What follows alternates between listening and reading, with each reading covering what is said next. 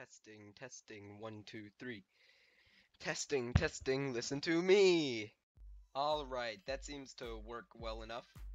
Actually, wait, let me move my mic a bit. I don't know. I don't really know. But yeah, what's up everybody? Hello. I am back. But if you didn't watch the other video, this is a follow-up video to a video I did in Starmade about why tank treads and car wheels can't really work. Rail-based ones. Although I don't really know how else you do them, to be honest. In the current state of the game, there's really no other way to synthesize moving parts on that level, but yeah, nonetheless, you don't need to watch that video to understand this one. This is just a follow-up, so if you want to watch that, then feel free to. But yeah, at the end of that video, I said I had another idea for a way I might be able to make a ground vehicle, and this would technically be a ground vehicle. Technically, like, it's not a car or a tank though, so yeah, I don't think you could really ride it in current state actually, but it should be able to move along the ground. So speaking of, I just started recording and I was done, so I was like, yay, I get to jump into this. But now I'm realizing that I never actually removed all that stuff from the other one. So I'm gonna go remove that stuff and then we'll be back. Alright, so here we go. Let's bring this thing down to the surface. This is the walking cube I have created. I say, no, oh no, no, are you really gonna be that way? Oh my gosh. That is not very fun at all. Well, that's a big problem in programming. Like, major clipping right there. Okay, well, I'll just jump into explaining how this thing actually works then, even though it won't work now without that. I say walking, it's more like a kind of rolling, flipping, and this is just a brief experimental prototype, so I didn't actually take the time to program in like 2 directions or something. We can only go one direction. That direction is towards my, okay, I'm sorry. If you guys saw the jungle apocalypse thing, you get that. Anyway, so let's get started. Basically, what you have inside, as you can kind of see, there was an area for a weighted ball like that, and then each side had area triggers. Then those area triggers go to ready if it's on or not. Well, they check basically because there's ands. And then if it is on and certain area triggers are triggered, for instance, if the ones down here are triggered, then these rails will convert to different rails, and this will push and kind of flip it and roll it. I will try to get that cannonball back in. I might end up, since well, ideally this would move in it would move in omnidirections, right? But the way I did it, it doesn't do that, just because I have this big plate here, and of course I only actually built it to go one direction, simply because, as I said, as a concept design, it wasn't really worth putting in the effort. This took decently long enough as it was, but I guess what I have to do is build in a door and then just put some thrusters on that. There we go. And I'll move this back as well. But yeah, this is my attempt as a follow-up for a ground vehicle, since the other types wouldn't really work. So we'll see how it works. Alright, so I just put a simple door there and flew the thing in, added some thrusters, and then took them off once it was inside, and oh my god, with the consistent collisions going on from that ball, my FPS is absolutely tanking. That is terrible, and we're probably, I mean, we very well may get clipping errors. I didn't even account for that in the beginning, but yeah, nonetheless, let's test it out, right? Oh god, okay, you know what, I'm not gonna take the chance with this FPS.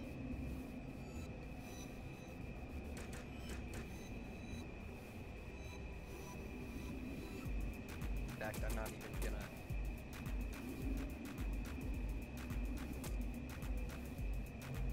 let it be that close. I'm gonna go over here. But yeah, the basic principle is that the ball will be affected by gravity since it's a separate entity, right? Where we experience the rails having difficulty with that. So we activate it. Then, since the ball is already in there, believe it or not, it's actually not gonna work because I guess I just created it poorly. And I only realized after the fact that it wouldn't work because of that. Because basically the section of area trigger that it's on is already triggered, so we're gonna have to activate it again. Okay, I found what needed to be triggered, and it was this AND block.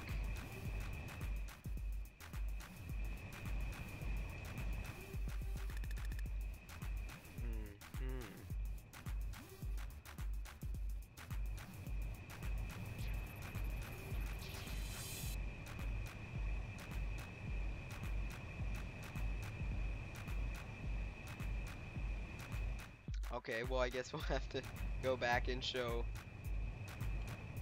that at least the basic functionality, in theory, what'll happen is it'll flip the cube.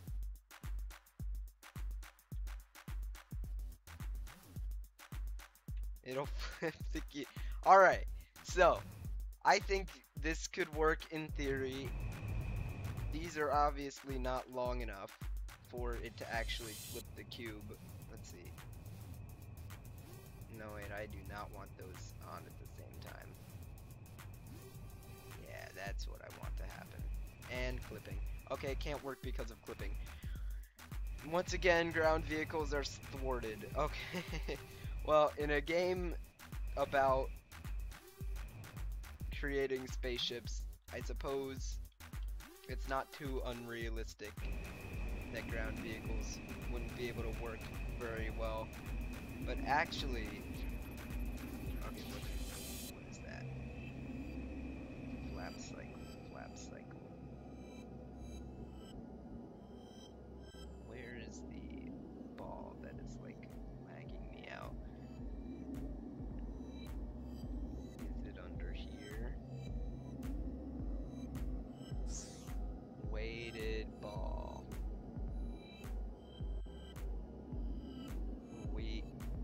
Did we see it? I saw it.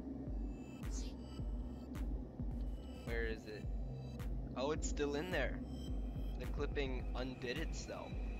So perhaps you just can't do too much of a movement at a time. Well, I'm gonna delete that. Oh my god, look at that FPS jump. Ha ha ha! That is ridiculous. Okay, so that probably won't work because if you do too much of a movement, it'll begin clipping. Even using that as gravity. I suppose in theory, can I get up on this? I would really like to, thank you, it's my podium. I suppose in theory, you don't even need the ball for gravity center. But then like, it would only be able to handle flat terrain and whatnot. But actually, this could probably work without the ball. Just have these extend down and then flip the cube over and over. As long as you set the delay intervals to be right. But I think there's another potential for ground vehicles. I think we should flip everything around, and I'll show you that when I was moving the tank and car from earlier, I found that although those have almost no thrust on them, you can actually move them around pretty decently using the torque generated from turning. For some reason it generates far more than whatever the thrust would be and whatnot. So I guess I'll cut to that. Hey, this is kind of fun. Hopping around like a bunny. Whee! Whee!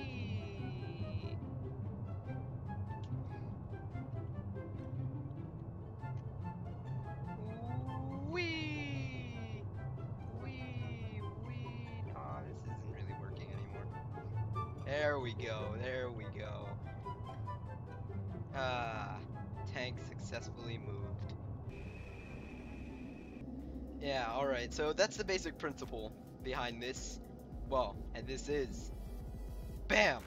Voila! The epitome of all my research into ground vehicles in Starmade. More advanced than that, or that tank over there, or that flappy cycle. Flappy, just flappy actually. That's the flappy cycle. big difference, as you can see. This is the epitome of it. As you can see, this vehicle has no thrust on it whatsoever, but is able to generate a considerable amount of forward movement, especially compared to its weight, when taking into account that a basic core on its own can barely break a planet's atmosphere, and they can only do so while going in kind of a cockeyed direction generally. But yeah, this is the future of all ground vehicles in Starmade, everyone.